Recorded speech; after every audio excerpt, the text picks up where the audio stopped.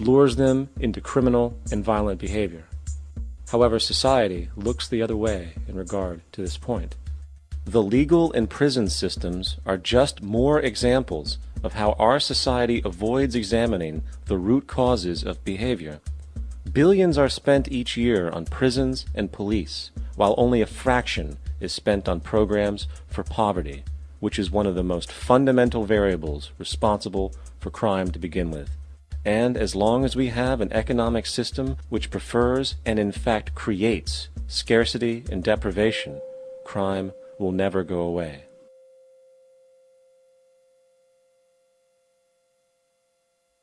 If people have access to the necessities of life without servitude, debt, barter, trade, they behave very differently. You want all these things available without a price tag. Now then, you got to have a price tag. Well, what'll motivate people? Man gets everything he wants, he just lay around in the sun. This is the myth they perpetuate. People in our culture are trained to believe that the monetary system produces incentive.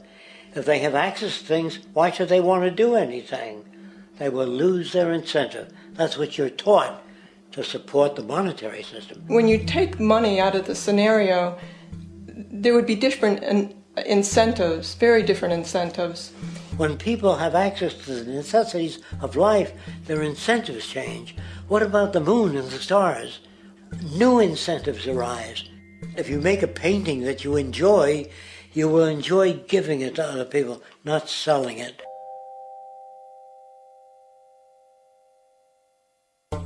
I think most of the education that I've seen today is essentially producing a person for a job. It's very specialized. They're not generalists. People don't know a lot about a lot of different subjects.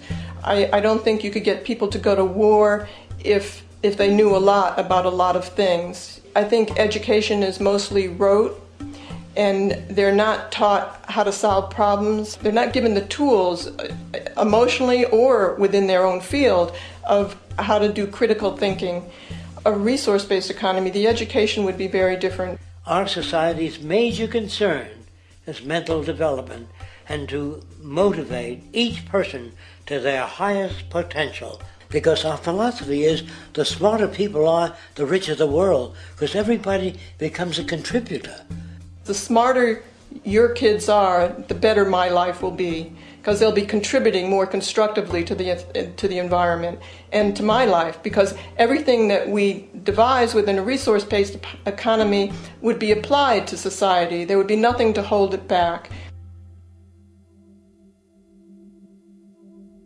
Patriotism, weapons, armies, navies, all that is a sign that we're not civilized yet. Kids will ask their parents, didn't you see the necessity of machines? Dad, couldn't you see that war was inevitable when you produce scarcity?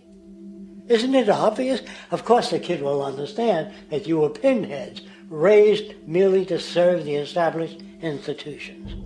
We're such an abominable, sick society that we won't make the history book. They just say that large nations took land from smaller nations, used force and violence. You'll get history talked about as corrupt behavior all the way along until the beginning of the civilized world. That's when all the nations work together. World unification, working toward common good for all human beings, and without anyone being subservient to anyone else, without social stratification, whether it be technical elitism or any other kind of elitism, eradicated from the face of the earth. The state does nothing because there is no state.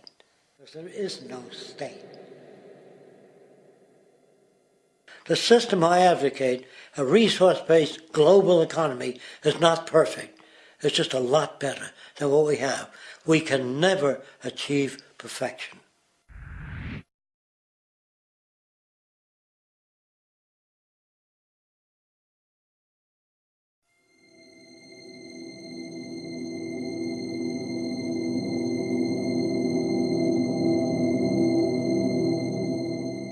The social values of our society, which has manifested in perpetual warfare, corruption, oppressive laws, social stratification, irrelevant superstitions, environmental destruction, and a despotic, socially indifferent, profit-oriented ruling class is fundamentally the result of a collective ignorance of two of the most basic insights humans can have about reality: the emergent and symbiotic aspects of natural law.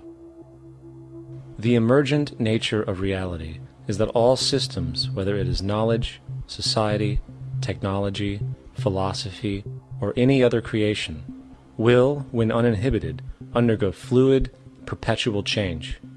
What we consider commonplace today, such as modern communication and transportation, would have been unimaginable in ancient times.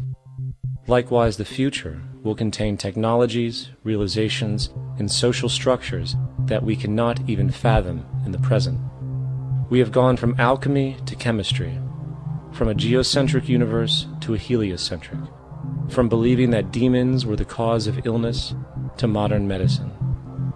This development shows no sign of ending, and it is this awareness that aligns us and leads us on a continuous path to growth and progress. Static, empirical knowledge does not exist. Rather, it is the insight of the emergence of all systems we must recognize. This means we must be open to new information at all times, even if it threatens our current belief system and hence identities. Sadly, society today has failed to recognize this, and the established institutions continue to paralyze growth by preserving outdated social structures.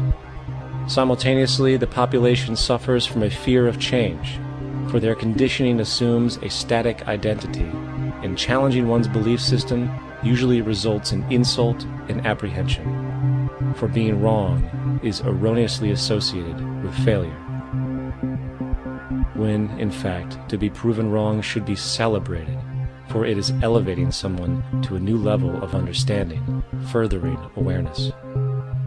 The fact is, there is no such thing as a smart human being, for it is merely a matter of time before their ideas are updated, changed, or eradicated. And this tendency to blindly hold on to a belief system, sheltering it from new, possibly transforming information, is nothing less than a form of intellectual materialism. The monetary system perpetuates this materialism not only by its self-preserving structures, but also through the countless number of people who have been conditioned into blindly and thoughtlessly upholding these structures, therefore becoming self-appointed guardians of the status quo. Sheep, which no longer need a sheepdog to control them, for they control each other by ostracizing those who step out of the norm. This tendency to resist change and uphold existing institutions for the sake of identity, comfort, power, and profit is completely unsustainable and will only produce further imbalance, fragmentation, distortion, and invariably, destruction. It's time to change. From hunters and gatherers to the agricultural revolution to the industrial revolution, the pattern is clear. It is time for a new social system which reflects the understandings we have today.